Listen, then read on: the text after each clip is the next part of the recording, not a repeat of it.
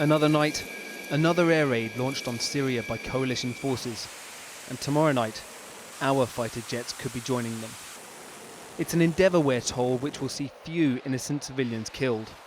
I believe the truth of the matter is this, that the British capabilities are one of the best ways to reduce civilian casualties. In a year and 3 months of the action we've taken in Iraq, there have been no reports of civilian casualties. We believe that we have some of the most accurate weapons known to man.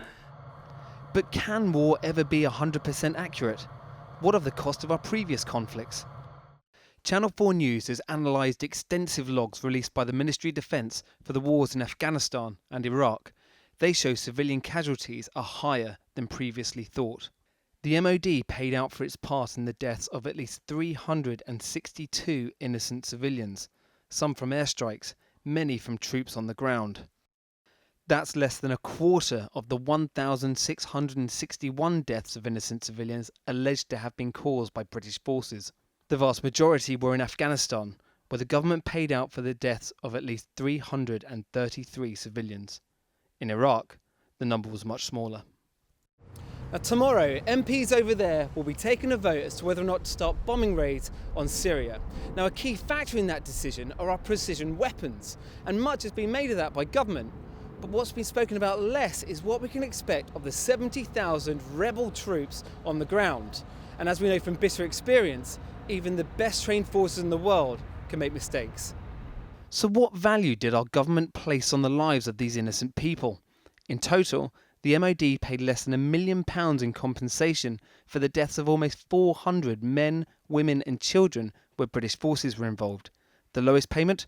Just £86 for the death of an innocent civilian in Helmand in 2007. The British government paid just under £600 for the death of a 10-year-old boy in Helmand in 2009. And £666 for the death of an 8-year-old girl. On average, we paid just over £2,000 per civilian killed in Afghanistan. That's roughly 2 years' salary. Some of the casualties were from airstrikes, now the plan for Syria. 2 small girls were killed in 2 separate airstrikes in Helmand's Nari Saraj in 2009. The family of a 5-year-old girl received just under £1,300, while the family of an 8-year-old girl received around £660. 8 innocent people died in mistaken Hellfire missile strike in Babaji in Helmand in 2009. The compensation? £5,000 for each of the 8 killed. This man's family died in that strike.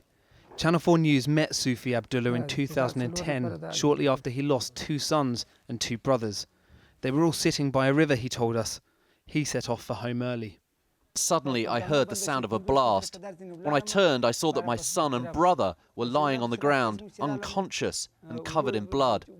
One of my sons had injuries on his head, legs and hand, and I had to push him on a cart to hospital. Tonight, the MoD told us, while military operations are never without risk, UK forces strive for the highest level of accuracy, which is why we use precise, low collateral systems supported by thorough intelligence. However, where civilians were proven to have suffered as a result of military action by UK forces in Iraq and Afghanistan, it is right that compensation was paid.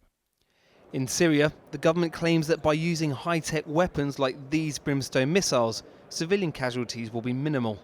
It's cloud cuckoo land to think that any conflict in Syria right now will lead to no civilian casualties. Bombs are reliant on intelligence to guide them to the right places and the right targets. There are always mistakes. There's always a missile that goes astray and hits a civilian target. Our intelligence in Syria so far has proven to be pretty poor throughout this conflict. Tomorrow night, MPs will decide whether we go to war. If we do, it may be many years before we find out just how precise our weaponry is.